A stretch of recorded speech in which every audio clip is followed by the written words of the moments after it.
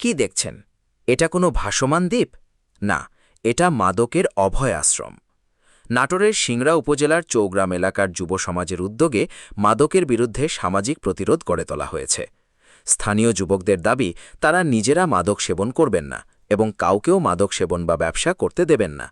পাশাপাশি এলাকায় মাদক ব্যবসা বন্ধে আইনশৃঙ্খলা বাহিনীকে সহযোগিতা করারও ঘোষণা দিয়েছেন তারা। এই ধারাবাহিকতায় গত শুক্রবার ২৬ জুন রাতে চৌগ্রাম এলাকার মাদক ব্যবসায়ী লালু ও তার স্ত্রী সন্তানকে স্থানীয় যুবকরা আটক করেন। বারবার বলছি কি আছে ফোন কার আছে রেকর্ড করো তো যে কি কি করে গেলা শোনার কাছ থেকে এই ভালো। হ্যাঁ বসো এখানকার কি করেন আপনি? মিস্ত্রি কাজ করি। আর কি করেন? মিস্ত্রি কাজই করি। আর কি করেন? যুবকদের দাবি, ওই ব্যক্তির কাছে মাদকদ্রব্য থাকার বিষয়ে সুনির্দিষ্ট তথ্যের ভিত্তিতে তাকে আটক করা হয়। গেল রাত্রে আমরা প্রায় এই গ্রামের ১ থেকে ১৫০ জন যুবক ছেলেপেলে এদেরকে গাঁজা সহ আটক করছি, যেটা আপনারা ইতিমধ্যে দেখছেন। আমরা এই গ্রামে মাদক ব্যবসায়ী এবং যারা মাদক সেবন করে তাদের কোনো আস্থানা আর থাকবে না।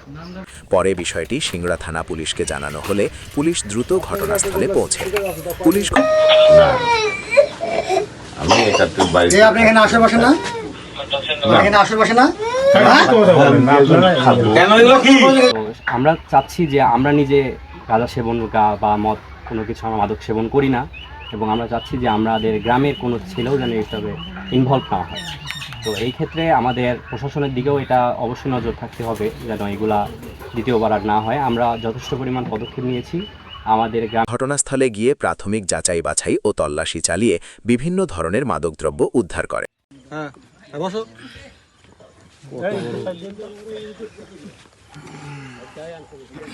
একদিন আমার বন্ধুদের সাথে আমি নৌকা নিয়ে বেড়াচ্ছি, একটা ছোট এত কোটের মধ্যে গাঁজা থুয়ে মানুষের দিল।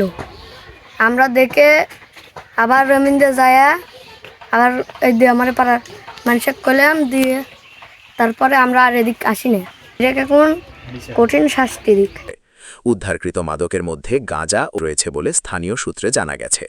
সিংড়া থানা পুলিশ আমাদের সেই কাঙ্ক্ষিত জায়গা মাদকের অভয়ারণ্য সেন্ট মার্টিন দ্বীপ আছে, সেম একই পর্যায়ের মতো। মানে রাত ৮টায় এখানে আমরা গ্রামের যুব সমাজ এসে হাতে নাতে যে ডিলার বা ব্যবসায়িক যারা এখানে সাপ্লাই দেয়, নাম কি এখানে হচ্ছে লালু, বাড়ির মালিক যাই ব্যবসা করে, তার নাম লালু। ওকে ধরে আনুমানিক ৩ থেকে ৪০০ গ্রাম লাগাতার করি, হ্যাঁ গাঁজা সহ আটক করছিলাম। শেষ পর্যায়ে কথাবার্তা শেষ করার পরে প্রশাসনের কাছে আমরা তাকে হস্তান্তর করি। আটক ব্যক্তিকে হেফাজতে নিয়ে প্রয়োজনীয় আইনগত ব্যবস্থা গ্রহণ করেছে। এ ঘটনায় এলাকায় মাদক বিরোধী কর্মকাণ্ডে স্থানীয় যুব সমাজের ভূমিকার প্রশংসা করছেন অনেকেই।